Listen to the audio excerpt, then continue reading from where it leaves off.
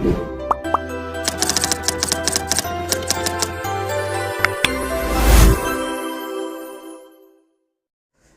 Hello നമസ്കാരം. Page 3 അക്കാദമിയുടെ പുതിയൊരു ക്ലാസ്സിലേക്ക് ഏവർക്കും സ്വാഗതം. നമ്മളിന്ന് വന്നിട്ടുള്ളത് LPUP മാരത്തോൺ എന്ന് പറയുന്ന നമ്മുടെ LPUP ക്ലാസ്സിൻ്റെ സീരീസിലെ ഒരു പുതിയ ക്ലാസ്സുമായിട്ടാണ്. ഇപ്പോൾ നമ്മൾ കുറേ ആയിട്ട് ക്വസ്റ്റ്യൻസ് തന്നെയാണ് നോക്കിക്കൊണ്ടിരിക്കുന്നത്, ക്വസ്റ്റ്യൻസ് തന്നെയാണ് നിങ്ങളും ആവശ്യപ്പെടുന്നത്. അപ്പോൾ ഇന്ന് നമ്മൾ വന്നിട്ടുള്ളത് മിക്സഡ് മോക്ക് ടെസ്റ്റാണ്. കുറച്ച് മിക്സഡ് ആയിട്ടുള്ള ക്വസ്റ്റ്യൻസ് എല്ലാ സബ്ജക്റ്റിൽ നിന്നും ഉള്ള ചോദിക്കാൻ സാധ്യതയുള്ള പുതിയ രൂപത്തിലുള്ള ചോദ്യങ്ങൾ തന്നെയാണ് നമ്മൾ എന്ത് ചെയ്തിട്ടുള്ളത്, ഉൾപ്പെടുത്തിയിട്ടുള്ളത്. ഒന്ന് ചെയ്ത് നോക്കുക. ഒരു 10 മിനിറ്റ് 10 ചോദ്യങ്ങൾ പെട്ടെന്ന് ചെയ്ത് നോക്കാം, പോവാം. ആദ്യത്തെ ചോദ്യം, മഹത്തായ സ്നാനഘട്ടം, മഹത്തായ പത്തായപുര എന്നിവ കാണപ്പെടുന്ന സിന്ധു നദീതട കേന്ദ്രം ഏത്? ഹാരപ്പ, കാളിബംഗൻ, ലോത്തൽ, മോഹൻജദാരോ. ഇതാണ് ഒന്നാമത്തെ ക്വസ്റ്റ്യൻ. മഹത്തായ സ്നാനഘട്ടം, മഹാസ്നാനഘട്ടവും മഹത്തായ പത്തായപുരയും. ഓക്കെ, വലിയ കുളിപ്പുരയും മഹത്തായ പത്തായപുരയും. ഓക്കെ, ഇത് കാണുന്നത് എവിടെയാണ്? ഹാരപ്പയാണോ, കാളിബംഗനാണോ, ലോത്തലാണോ, മോഹൻജദാരോ ആണോ എന്നുള്ളത് ആണ് ഇവിടെ ചോദ്യം വന്നിട്ടുള്ളത്.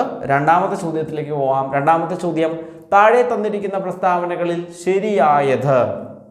ശരിയായത് കണ്ടെത്താനാണ് പറഞ്ഞിട്ടുള്ളത്.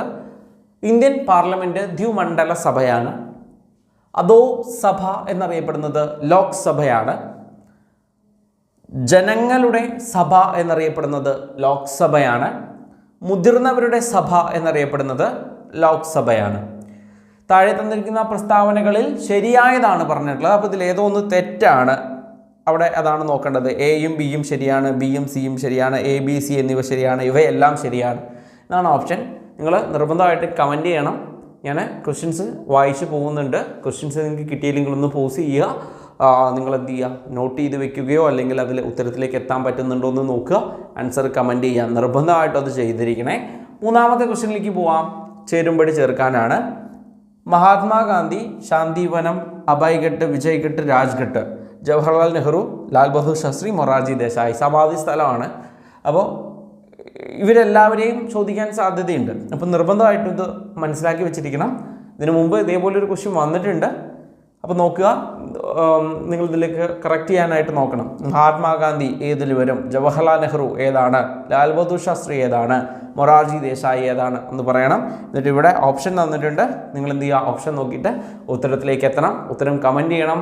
നാലാമത്തെ ചോദ്യത്തിലേക്ക് വരാം. അടുത്തതും ചേരുംപടി ചേർക്ക് തന്നെയാണ്. ജൈവാംശം വളരെ കൂടുതലുള്ള മണ്ണിനം ഏതാണ് എന്നുള്ളത്. ഈ ഒരു ഇവിടെ എ സൈഡ്, ഇതൊരു എ പാർട്ട്, ഇത് ബി പാർട്ട്. ജസ്റ്റ് ഒന്ന് ഓർക്കാൻ വേണ്ടിയിട്ട് ഈ എയിൽ നിന്ന് യോജിക്കുന്നത് ബിയിൽ നിന്ന് എന്ത് ചെയ്യുക, തിരഞ്ഞെടുത്ത് എഴുതാനാണ് പറഞ്ഞിട്ടുള്ളത്.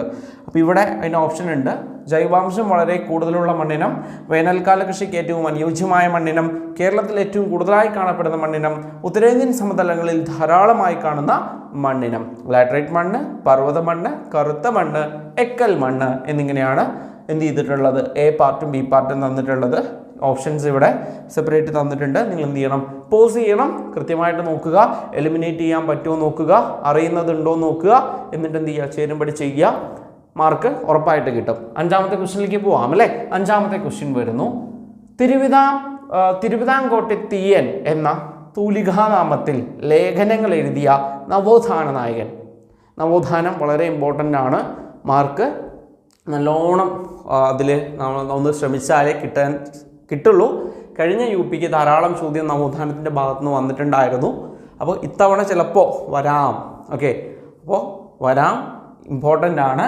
തിരുവിതാംകോട്ടെ തീയൻ എന്ന തൂലികാനാമത്തിൽ ലേഖനങ്ങൾ എഴുതിയ നവോത്ഥാന നായകൻ barrister GP Pillai, C Krishnan, doctor P Palpu, CV Kunhiraman. ഇങ്ങനെയാണ് 4 ഓപ്ഷൻ തന്നിട്ടുള്ളത്. ഉത്തരം എന്ത് ചെയ്യുക, കമൻറ്റ് ചെയ്യുക. ആറാമത്തെ ചോദ്യത്തിലേക്ക് പോവാം. ആറാമത്തെ ചോദ്യം നോക്കുക. നിലവിൽ ഇന്ത്യയിലെ ഏറ്റവും നീളമുള്ള ദേശീയ പാത ഏതാണ്? NH44, NH47, NH118, NH27 എന്നിങ്ങനെയാണ് വന്നിട്ടുള്ളത്. നിലവിൽ ഇന്ത്യയിലെ ഏറ്റവും നീളമുള്ള ദേശീയ പാത കിട്ടിയല്ലോ. അടുത്ത ചോദ്യം, അന്തരീക്ഷ പാളികളിൽ ഭൗമോപരിതലത്തോട് ചേർന്നുള്ള ഏറ്റവും താഴെയുള്ള പാളിയാണ് മീസോസ്ഫിയർ, ട്രോപ്പോസ്ഫിയർ, തെർമോസ്ഫിയർ, സ്ട്രാറ്റോസ്ഫിയർ. അന്തരീക്ഷ പാളികളിൽ ഭൗമോപരിതലത്തോട് ചേർന്നുള്ള ഏറ്റവും താഴെയുള്ള പാളി ഏതാണ്?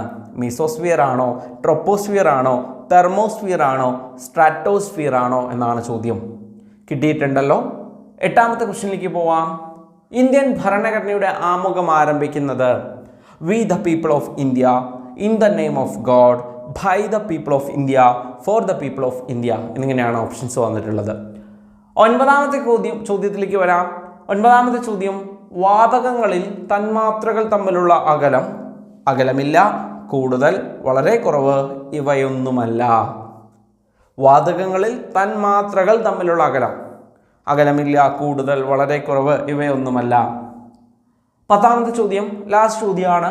തന്നിരിക്കുന്ന പ്രസ്താവനകൾ ശരിയല്ലാത്തവ കണ്ടെത്തുക. തന്നിരിക്കുന്ന പ്രസ്താവനകളിൽ ശരിയല്ലാത്തവ കണ്ടെത്തുക. തെറ്റായത് കണ്ടെത്താനാണ് പറഞ്ഞിട്ടുള്ളത്.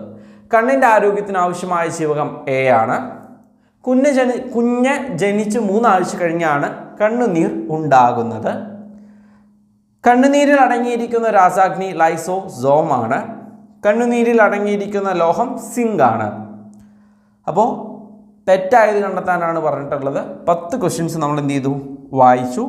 ഓരോ ക്വസ്റ്റ്യൻസ് ആയിട്ട് നമ്മൾ എന്ത് ചെയ്യാൻ പോവാണ്? ആൻസർ നോക്കാൻ പോവാണ്. കമൻറ്റ് ചെയ്യണം ശരിയായിട്ടുണ്ടോ തെറ്റായിട്ടുണ്ടോ എന്ന്. ഓക്കെ, ക്ലിയർ അല്ലേ? അപ്പോൾ മഹത്തായ സ്നാനഘട്ടം, മഹത്തായ പത്തായപുര എന്നിവ കണ്ടെത്തിയിട്ടുള്ള ഹാരപ്പൻ സംസ്കാര കേന്ദ്രം, സിന്ധു നദീതട സംസ്കാര കേന്ദ്രം ഏതെന്ന് ചോദിച്ചാൽ ഉത്തരം മോഹൻജദാരോ എന്നുള്ളതാണ് കേട്ടോ. മോഹൻജദാരോ. ഉറപ്പല്ലേ? കിട്ടിയില്ലേ? രണ്ടാമത്തെ ചോദ്യം, താഴെ തന്നിരിക്കുന്ന പ്രസ്താവനകളിൽ ശരിയായത്? ഇന്ത്യൻ പാർലമെന്റ് ദ്വിമണ്ഡല സഭയാണ്, ലോക്സഭയും രാജ്യസഭയും. ശരിയാണ്. അധോ സഭ എന്നറിയപ്പെടുന്നത് ലോക്സഭയാണ്. അധോ സഭ എന്ന് പറയുന്നത് ലോക്സഭയാണ്. ജനപ്രതിനിധി സഭ എന്നറിയപ്പെടുന്നത് അല്ലെ, ജനങ്ങളുടെ സഭ എന്നറിയപ്പെടുന്നത് ലോക്സഭയാണ്. അധോ സഭ എന്ന് പറയുന്നത് ലോക്സഭയാണ്. ഉപരിസഭയാണെങ്കിൽ അത് രാജ്യസഭ. ജനങ്ങളുടെ സഭ എന്നറിയപ്പെടുന്നത് ലോക്സഭയാണ്, അതും ശരിയാണ്. മുതിർന്നവരുടെ സഭ എന്നറിയപ്പെടുന്നത് ഏതാണ് എന്നൊരു ചോദ്യം വന്നു. ഇവിടെ ലോക്സഭ എന്നാണ് കൊടുത്തിട്ടുള്ളത്, അത് തെറ്റാണ്. രാജ്യസഭ എന്നാണെങ്കിൽ അത് കറക്റ്റ് ആയിരിക്കും. അപ്പോൾ തെറ്റായ തന്നിരിക്കുന്ന പ്രസ്താവനകളിൽ ശരി ഏതെന്നാണ് ചോദിച്ചിട്ടുള്ളത്? എയും ബിയും സിയും ആണ് ശരി. അപ്പോൾ എയും ബിയും സിയും ശരിയുള്ള ഓപ്ഷൻ ഏതാണെന്ന് നോക്കുക. എ, ബി, സി എന്നിവ ശരി എന്ന് പറയുമ്പോൾ ഓപ്ഷൻ സി ആണ് ഇവിടുത്തെ ശരിയായിട്ടുള്ള ഉത്തരം. ഇവിടെ ഓപ്ഷൻ ഡി, പ്രസ്താവന ഡി എന്താണ്? തെറ്റാണ്. മൂന്നാമത്തെ ചോദ്യം, ചേരുംപടി ചേർക്കാനാണ് പറഞ്ഞിട്ടുള്ളത്. A column, B column. Okay, അപ്പോൾ മഹാത്മാഗാന്ധി ഏതിൽ വരും? മഹാത്മാഗാന്ധിയുടെ അന്ത്യവിശ്രമ സ്ഥലം ഏതാണ് എന്ന് ചോദിച്ചു കഴിഞ്ഞാൽ മഹാത്മാഗാന്ധിയാണ് അന്ത്യവിശ്രമ സ്ഥലം എന്ന് പറയുന്നത് രാജ്ഘട്ടാണ് കേട്ടോ, രാജ്ഘട്ട്. അപ്പോൾ ഇതറിയാത്തവരുണ്ടാവില്ല എന്ന് കരുതുന്നു. അപ്പോൾ 1 ഡി ഉള്ള എത്ര ഓപ്ഷൻ ഉണ്ട് നോക്കുക. 1 ഡി ഉള്ള 2 ഓപ്ഷനാണുള്ളത്. ഒന്ന് നമ്മുടെ എ എന്ന് പറയുന്ന ഭാഗം, പിന്നെ 2 ഓപ്ഷൻ ഡി ആണ്. അപ്പോൾ ഇതിൽ ഏതായിരിക്കും എന്നാണ് ഇനി നമുക്ക് നോക്കേണ്ടത്. മഹാത്മാഗാന്ധി കഴിഞ്ഞാൽ ജവഹർലാൽ നെഹ്റു ആണ്. ജവഹർലാൽ നെഹ്റുവിൻ്റെ അന്ത്യവിശ്രമ സ്ഥലം എന്ന് പറയുന്നത് ശാന്തിവനമാണ് കേട്ടോ, ശാന്തിവനമാണ്. അപ്പോൾ ഇതും അറിയാമെങ്കിൽ, അങ്ങനെ അറിയില്ലെങ്കിൽ അടുത്ത ഓപ്ഷനിലേക്ക് പോവാം. അടുത്ത എ പാർട്ടിലെ മൂന്നാമത്തതിലേക്ക് പോയാൽ നിങ്ങൾക്ക് കിട്ടും. അപ്പോൾ 2 എ ഉള്ള എത്ര എണ്ണം ഉണ്ടെന്ന് നോക്കുക. അതായത് ഇതിൽ 2 എയിലും ഡിയിലും 2 എ തന്നെയാണ്. അപ്പോൾ നമ്മളത് അവിടെ കുഴപ്പിക്കുന്നുണ്ട്. അപ്പോൾ അടുത്തത് കൂടി നമ്മൾ എന്ത് ചെയ്തിരിക്കണം നോക്കണം. ലാൽ ബഹദൂർ ശാസ്ത്രി, ശാസ്ത്രം വിജയിക്കട്ടെ എന്ന് വിചാരിച്ച് പഠിച്ചാൽ മതി. 3 സി തന്നെയാണ് ഉത്തരം. അപ്പോൾ 3 സി ഉള്ള ഏതൊക്കെ ഉണ്ടെന്ന് നോക്കുക. ഇത് നോക്കുക, ഇവിടെ ഡി ഓപ്ഷൻ എലിമിനേറ്റ് ആയിപ്പോയി. അപ്പോൾ ഇനിയിപ്പോൾ ഏതേ ഉള്ളൂ? ഓപ്ഷൻ എ ഉള്ളൂ. അപ്പോൾ ഓപ്ഷൻ എ ആണ് ഇവിടുത്തെ ശരിയായിട്ടുള്ള ഉത്തരം. അപ്പോൾ മൊറാർജി ദേശായി അല്ലേ, മൊറാർജി ദേശായിയുടെ അഭയഘട്ടാണ്. 4 ബി ആണ് വരിക. 4 ബി ആണ് വരുന്നത്. 4 ബി ആണ് വരുന്നത്. കിട്ടിയോ? മഹാത്മാഗാന്ധി രാജ്ഘട്ട്, ജവഹർലാൽ നെഹ്റു എന്ന് പറയുന്നത് ശാന്തിവനം, ലാൽ ബഹദൂർ ശാസ്ത്രി വിജയ്ഘട്ട്. ശാസ്ത്രം വിജയിക്കട്ടെ എന്ന് ആലോചിക്കാം. ഓക്കെ, ഇനി മൊറാർജി ദേശായി അഭയഘട്ട്, ജവഹർലാൽ നെഹ്റു ശാന്തിവനം. കിട്ടിയിട്ടുണ്ടല്ലോ. 1 ഡി, 2 എ, 3 സി, 4 ബി എന്നിങ്ങനെയാണ് വരിക. ഓക്കെ അല്ലേ? യെസ്. 4ാമത്തെ ചോദ്യത്തിലേക്ക് വരാം. 4ാമത്തെ ചോദ്യത്തിലും എ പാർട്ടും ബി പാർട്ടും ആണ്.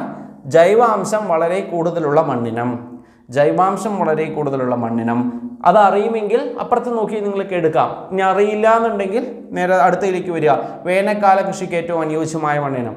അതായത് ധാരാളം വെള്ളം ശേഖരിച്ച് വെക്കാനുള്ള വെള്ളം ഈർപ്പം ശേഖരിച്ച് വെക്കാനുള്ള കഴിവുള്ള മണ്ണിനം ആയതുകൊണ്ടാണ് വേനൽക്കാല കൃഷിക്ക് അനുയോജ്യമായ മണ്ണിനെന്ന് പറയുന്നത്. അത് ഏതാണെന്ന് അറിയുമെങ്കിൽ അടുത്തതിലേക്ക് പോകാം, അറിയില്ലെങ്കിൽ അങ്ങനെ. ഇനിയിപ്പോൾ കേരളത്തിൽ ഏറ്റവും കൂടുതലായി കാണപ്പെടുന്ന മണ്ണിനം എന്തായാലും നമ്മൾ മണ്ണിനം പഠിച്ചിട്ടുണ്ടെങ്കിൽ നമ്മൾ മനസ്സിലാക്കി വെച്ചിട്ടുണ്ടാവും. ഉത്തരം ലാറ്ററൈറ്റ് മണ്ണാണ്. ലാറ്ററൈറ്റ് മണ്ണുള്ളത് ഏതാ? 3A വരിക. 3A വരുന്ന ഏതുണ്ട് നോക്കുക. 3A വരുന്ന ഒരേ ഒന്നേ ഉള്ളൂ. അപ്പോൾ അതിൻ്റെ ഉത്തരത്തിൽ കിട്ടി അല്ലേ? സിമ്പിളായിട്ട് കിട്ടി, സമയം പോലും പോയില്ല. അപ്പോൾ ഇതിൽ വരുന്നത് നോക്ക് 4 ഉത്തരേന്ത്യൻ സമതലങ്ങളിൽ ധാരാളമായി കാണപ്പെടുന്ന ഏതായിരിക്കും? എക്കൽ മണ്ണെണ്ണയാണ്. അപ്പം ഇങ്ങനെയൊക്കെ തരുമോ ചോദിച്ചാൽ തരും. ഓപ്ഷൻ ഇങ്ങനെ തരാം അല്ലേ? നമ്മൾ വിചാരിക്കും PSC ഇങ്ങനെ 4D തരില്ല, 4D ഒക്കെ തരാം അല്ലേ? അടുത്തത് ജൈവാംശം വളരെ കൂടുതലുള്ള മണ്ണിനും പർവ്വത മണ്ണാണ്. കേരളത്തിൽ ഏറ്റവും കൂടുതൽ പറഞ്ഞു വേനൽക്കാല കൃഷിക്ക് അനുയോജ്യമായത് കറുത്ത മണ്ണാണ്. വെള്ളം ധാരാളമായിട്ട് ശേഖരിച്ച് വെക്കുന്ന കറുത്ത മണ്ണ്. ഇത് നിങ്ങൾക്ക് കിട്ടിയിട്ടുണ്ടാവും. നിങ്ങൾ എന്ത് ചെയ്യുക? ഒന്ന് പോസ് ചെയ്യുക, ഒന്ന് നോട്ട് ചെയ്ത് വെക്കുക. 5ാമത്തെ ചോദ്യത്തിലേക്ക് വരാം. തിരുവിതാംകോട്ടെ തീയൻ എന്ന തൂലികാനാമത്തിൽ എഴുതിയിട്ടുള്ളത് ലേഖനങ്ങൾ എഴുതിയിട്ടുള്ളത് ആരാണെന്ന് വെച്ച് കഴിഞ്ഞാൽ പൽപ്പുവാണ്. 6ാമത്തെ ചോദ്യത്തിലേക്ക് വരാം. നിലവിൽ ഇന്ത്യയിലെ ഏറ്റവും നീളമുള്ള ദേശീയപാത NH44 ആണ് കേട്ടോ. NH44 ഓപ്ഷൻ A ആണ്. 7ാമത്തെ ചോദ്യം വരാം. അന്തരീക്ഷ പാളികളിൽ ഭൗമോപരിതലത്തോട് ചേർന്നുള്ള ഏറ്റവും താഴെയുള്ള പാളി ഭൗമോപരിതലത്തോട് താഴെയുള്ളതാണ്. അതായത് അന്തരീക്ഷ പ്രതിഭാസങ്ങളെല്ലാം കാണപ്പെടുന്ന ഇടി, മിന്നൽ അല്ലേ, അതൊക്കെ ഉള്ള നമ്മളൊക്കെ വസിക്കുന്ന അത് ഏതാണെന്നാണ് ചോദിച്ചിട്ടുള്ളത്. ഉത്തരം ട്രോപ്പോസ്ഫിയർ ആണ്. ഓക്കെ അല്ലേ? ട്രോപ്പോസ്ഫിയർ. 8ാമത്തെ ചോദ്യം. ഇന്ത്യൻ ഭരണഘടനയുടെ ആമുഖം ആരംഭിക്കുന്നത് we the people of India എന്നാണ് കേട്ടോ. അപ്പോൾ ഓപ്ഷൻ A തന്നെയാണ്. V the people of India, ഇന്ത്യയിലെ ജനങ്ങളായ നാം, ഭാരതത്തിലെ ജനങ്ങളായ നാം എന്ന രീതിയിലാണ് ഇന്ത്യൻ ഭരണഘടനയുടെ ആമുഖം എന്ത് ചെയ്യുന്നത്? ആരംഭിക്കുന്നത്. 9ാമത്തെ ചോദ്യത്തിലേക്ക് വരാം. വാതകങ്ങളിൽ തന്മാത്രകൾ തമ്മിലുള്ള അകലം എങ്ങനെയായിരിക്കും? അകലമുണ്ടാവുമോ? അകലമില്ല എന്നാണോ? അല്ല. വളരെ കുറവാണോ? അല്ല. വളരെ അല്ലേ? അതിൽ അകലം കൂടുതലായിരിക്കും. അപ്പോൾ ഓപ്ഷൻ B ആണ് ഇവിടുത്തെ ശരിയായിട്ടുള്ള ഉത്തരം. 10ാമത്തെ ചോദ്യത്തിലേക്ക് വരാം. തന്നിരിക്കുന്ന പ്രസ്താവനകളിൽ ശരിയല്ലാത്തവ കണ്ടെത്തുക. നോക്കണേ, ശരിയായവയല്ല, ശരിയല്ലാത്തവ എന്നാണ് കണ്ടെത്താൻ പറഞ്ഞിട്ടുള്ളത്. കണ്ണിൻ്റെ ആരോഗ്യത്തിന് ആവശ്യമായ ജീവകം A ആണ്, അത് ശരിയാണ്. കുഞ്ഞ് ജനിച്ച് 3 ആഴ്ച കഴിഞ്ഞിട്ടാണ് കണ്ണുനീരുണ്ടാകുന്നത്, അത് ശരിയാണ്. കണ്ണുനീരിൽ അടങ്ങിയിരിക്കുന്ന രാസാഗ്നി ലൈസോസോമാണ്. അങ്ങനെ അവിടെ കൊടുത്തിരിക്കുന്നത് അല്ലേ? പക്ഷെ സംഭവം ലൈസോസോം അല്ല, ലൈസോസൈമാണ്. അപ്പോൾ സോമല്ല, സൈമാണ് എന്നുള്ള കാര്യം. ലൈസോസോം എന്ന് പറഞ്ഞാൽ കോശാംഗമാണ്, അത് കോശത്തിൽ വരുന്നതാണ്. ഇത് കണ്ണുനീരിൽ അടങ്ങിയിരിക്കുന്ന രാസാഗ്നി ലൈസോസൈമാണ്. ഓക്കെ എന്നാണ് കണ്ണുനീരിൽ അടങ്ങിയിരിക്കുന്ന രാസാഗ്നി ലൈസോസൈമാണ് എന്ന കാര്യം ഓർത്തു വെക്കണം. അപ്പോൾ ഇത് തെറ്റാണ്. കണ്ണുനീരിൽ അടങ്ങിയിരിക്കുന്ന ലോഹം സിങ്കാണ്. അത് കണ്ണിൻ്റെ തിളക്കത്തിനൊക്കെ കാരണം സിങ്കാണ്, അതൊക്കെയാണ്. പക്ഷെ ഓപ്ഷൻ C ആണ് ഇവിടെ തെറ്റ്. ഇവിടെ ചോദിച്ചിട്ടുള്ളത് ശരിയല്ലാത്തവ കണ്ടെത്താനാണ്. അതുകൊണ്ട് തന്നെ നമ്മൾ കണ്ടെത്തി C ആണ് ഇവിടുത്തെ ശരിയല്ലാത്തത്. ഇതാണ് ഇവിടുത്തെ ഉത്തരം. ഓക്കെ അല്ലേ? അപ്പോൾ നമ്മൾ 10 ചോദ്യം 10 മിനിറ്റ് കൊണ്ട് തീർത്തു എന്ന് വിചാരിക്കുന്നു. ഇങ്ങനെ അടുത്ത ദിവസം കൂടുതൽ ചോദ്യങ്ങളുമായിട്ട്, കുറച്ചുകൂടി ടൈറ്റ് ആയിട്ടുള്ള ചോദ്യങ്ങളായിട്ട് വീണ്ടും വരാം. നിങ്ങൾ ഈ ചാനൽ സബ്സ്ക്രൈബ് ചെയ്തിട്ടില്ലെങ്കിൽ തീർച്ചയായിട്ടും ചാനൽ സബ്സ്ക്രൈബ് ചെയ്യുക. നമ്മുടെ കോഴ്സിൽ, നമ്മുടെ ഈ ഒരു ഇൻസ്റ്റിറ്റ്യൂട്ടിൽ എന്തുണ്ട്? LP UPക്ക് വേണ്ടിയിട്ടുള്ള കോഴ്സ്, കംപ്ലീറ്റ് കോഴ്സ്, ഒരു ക്രാഷ് കോഴ്സ് അവൈലബിൾ ആണ്. ഏറ്റവും പുതിയ ബാച്ചിലേക്ക് നിങ്ങൾക്ക് എന്ത് ചെയ്യാവുന്നതാണ്? അഡ്മിഷൻ എടുക്കാവുന്നതാണ്. അപ്പോൾ കോഴ്സിനെ കുറിച്ച് കൂടുതൽ അറിയാൻ ചുവടെ കാണുന്ന നമ്പറിലേക്ക് എന്ത് ചെയ്യാവുന്നതാണ്? വിളിക്കാവുന്നതാണ്. Okay, thank U.